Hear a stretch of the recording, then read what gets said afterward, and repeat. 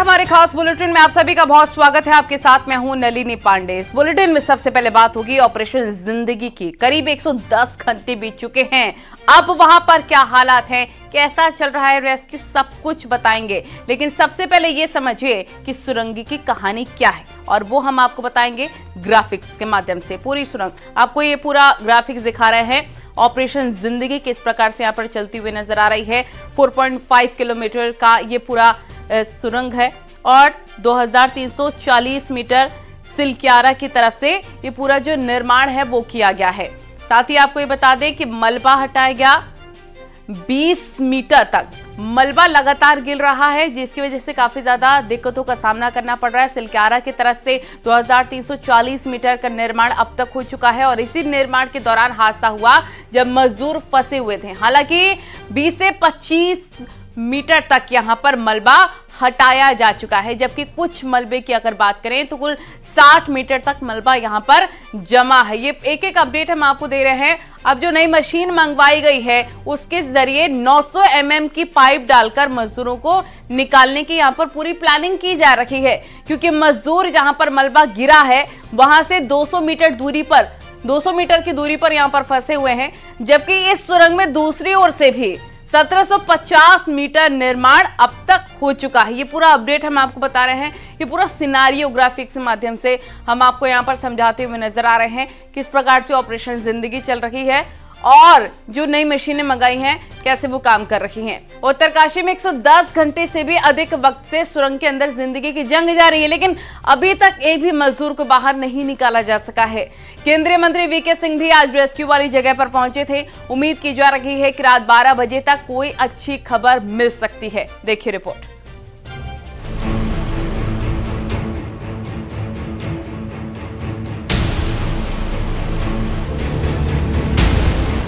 हमारी प्राथमिकता है कि हमारे लोग सुरक्षित हों।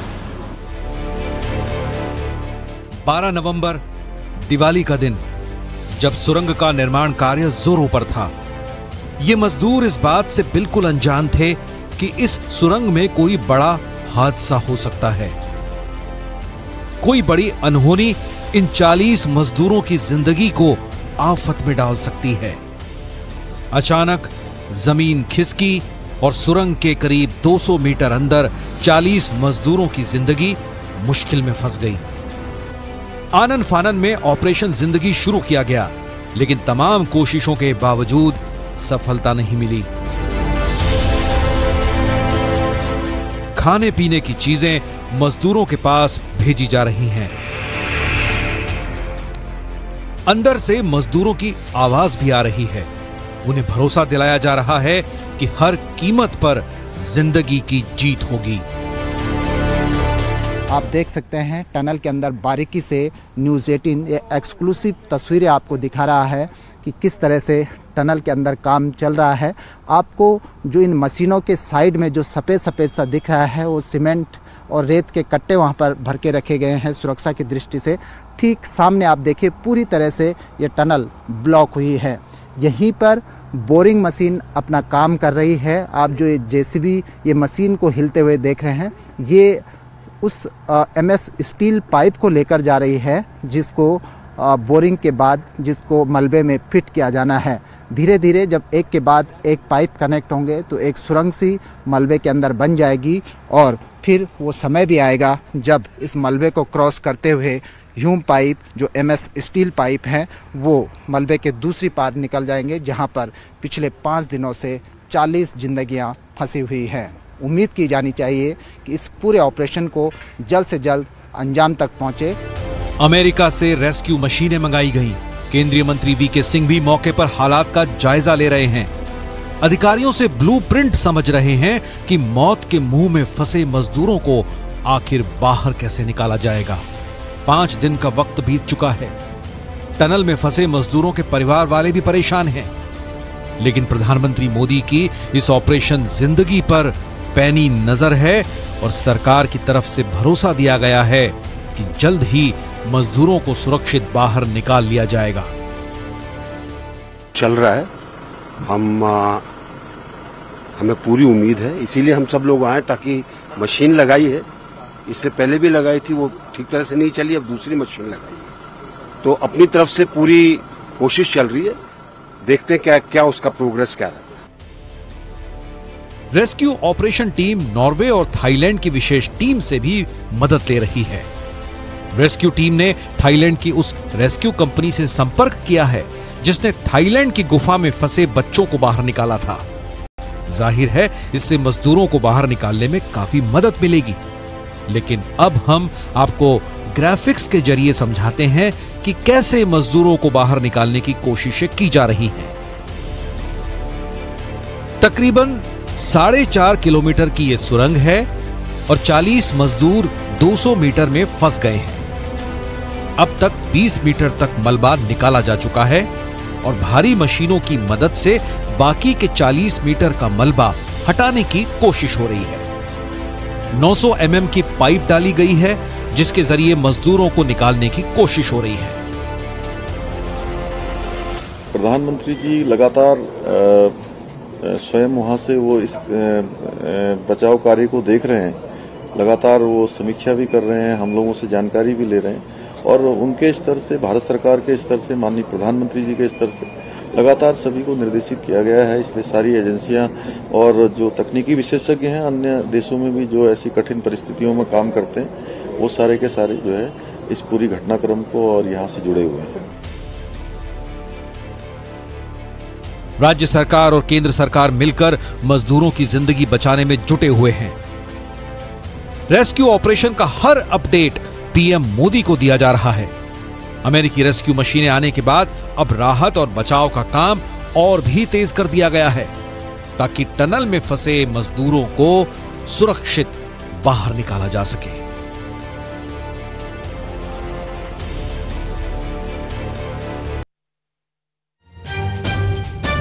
तो कई लोगों के मन में यह सवाल उठ रहा है कि टनल में फंसे मजदूर सुरक्षित हैं भी या नहीं। अब आपको एक ऑडियो सुनवाते हैं। ये उस मजदूर और उसके भाई के बीच की बातचीत है जो अंदर सुरंग में फंसा हुआ है। सुनिए।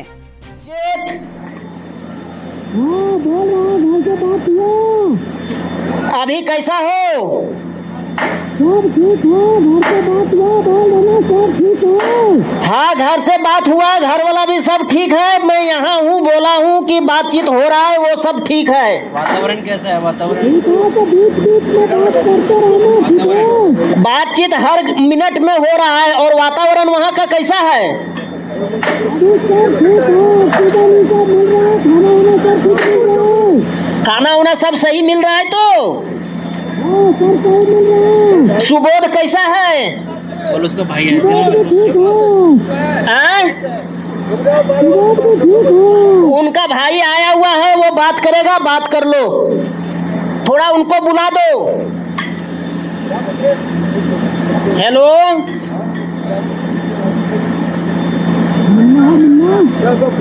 सुबोध को बुलाओ। पापा ये कान लगाइए। हाँ शेरू, शेरू, शेरू, हेलो शेरू, मैं आ गया हूँ बाबू, ठीक है। सब काम हो रहा है, मैं यहाँ पे सब चीज फटाक से चल रहा है शेरू, ठीक से रहना। दिक्कत तो नहीं है शेरू? अरे हवा तो अंदर ठीक है ना?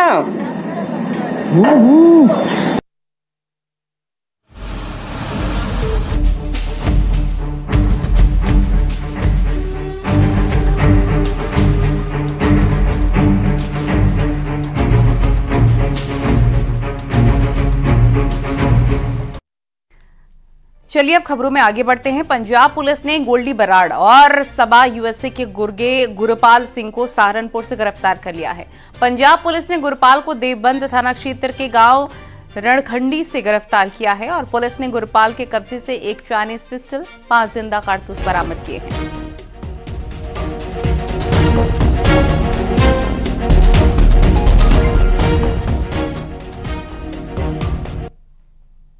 रणखंडी गांव से हुई गिरफ्तारी, ये बड़ी खबर आपको बता रहे हैं।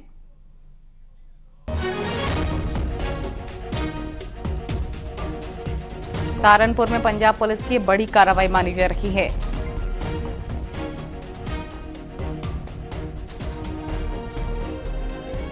सहारनपुर में पंजाब पुलिस की बड़ी कार्रवाई, गोल्डी बराड़ का गुर्गा गुरपाल गिरफ्तार।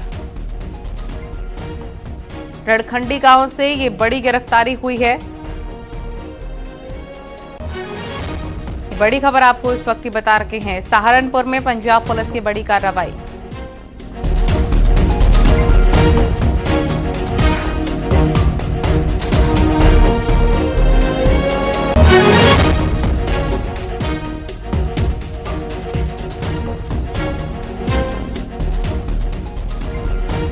तो गोल्डी बराड़ का गुर्गा गिरफ्तार हो चुका है।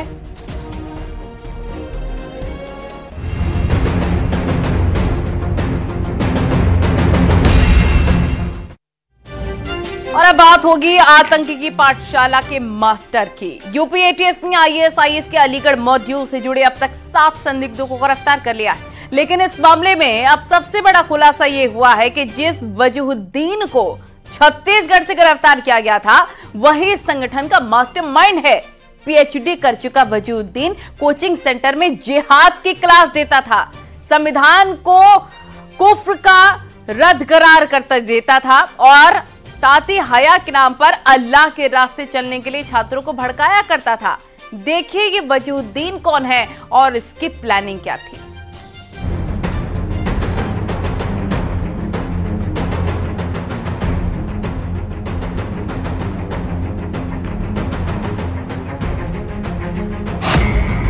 आतंकी वजहुद्दीन की टेरर क्लास।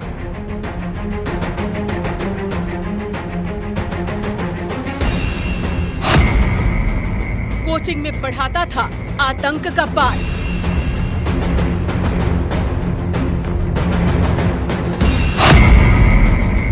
आईएएस बनने निकला था, बनकर लौटा आतंकी।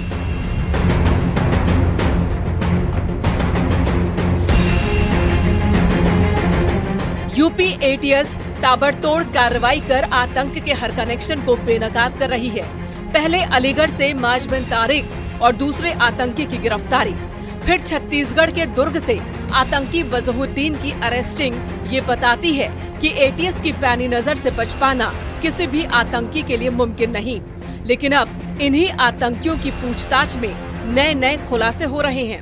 आतंक की दुनिया में प्रोफेसर तो कभी अमीर के नाम से जाना जाता है वजीहुद्दीन। यूपी एटीएस ने वजीहुद्दीन को छत्तीसगढ़ के दुर्ग से किया गिरफ्तार। अलीगढ़ मुस्लिम यूनिवर्सिटी से पीएचडी कर चुका वजीहुद्दीन फेलोशिप भी कर रहा था और अपनी कोचिंग की आड़ में तमाम युवाओं को जिहाद के लिए भड़काने का काम भी कर रहा था। दुनिया में खलीफा का राज कायम करना है, यही नहीं संविधान को भी आड़े हाथों ले लेता था अपनी सोशल मीडिया पोस्ट के जरिए वजीहुद्दीन। यूपी एटीएस ने वजीहुद्दीन के खिलाफ आतंकवादी संगठन आईएसआईएस से संबंध के लिए मामला दर्ज किया था। लेकिन जब इस मामले में जांच की तो बड़े चौंकाने वाले खुलासे सामने आए। जांच में पता चला कि वजीहुद्दीन ही मुख्य आतंकी है। वजीहुद्दीन आईएसआई के लिए आतंकी भर्ती करता था। इसके लिए वो छात्रों को जिहाद के लिए भड़काता था, हया के नाम पर भड़काकर अल्लाह के रास्ते पर चलने को कहता था। जांच के दौरान ये भी पता चला कि आतंकियों ने अपने कोड नेम रख रखे थे। वजहुद्दीन का कोड नेम अमीर था। अमीर का मतलब शासक होता था। वजहुद्दीन ने अपने एफबी पोस्ट में भी संविधान को कुफ्र का रद्द करार दिया था। कुफ्र का मतलब नास्तिकों यानी अल्लाह को न मानने वालों से निकाला जाता है। यानी वजहुद्दीन हिंदुस्तान में अल्लाह के रास्ते पर चलकर शरिया कानून लागू करने का ख्वाब देखता था। अपनी पोस्ट में वो साफ लिखता है कि ये संविधान ही इस देश को, दुनिया को बर्बाद करने में लगा है। सुन्नत के रास्ते से ही इस दुनिया पर राज किया जा सकता है। वजीहुद्दीन को जल्द ही यूपी एटीएस अपनी कस्टडी रिमांड में लेगी। अलीगढ़ मुस्लिम यूनिवर्सिटी के इस मॉड्यूल से अब तक 7 संदिग्ध गिरफ्तार हो चुके हैं। अब्दुल्ला अरसलान और माज बिन तारिक जो पहले गिरफ्तार किए गए थे, उनसे भी कई मुलाकातें वजीहुद्दीन की थीं और ओवरग्राउंड वर्कर तैयार कर रहे थे आईएसआईएस के लिए। यूपी एटीएस को पूछताछ में पता चला कि वजहुद्दीन आईएसआईएस के लिए ओवरग्राउंड वर्कर OGW के तौर पर भी काम कर रहा था और गुप्त ठिकानों पर आतंकियों के साथ मीटिंग करता था। अब्दुल्ला अरसलान और माज बिन तारिक भी ऐसी ही बैठक के दौरान वजहुद्दीन से मिले थे।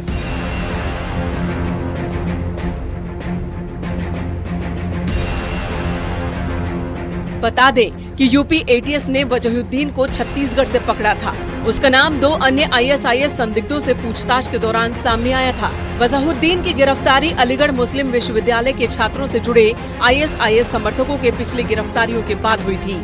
फिलहाल इन आतंकियों से पूछताछ में अभी और खुलासे होने की उम्मीद है। Bureau report, news 18।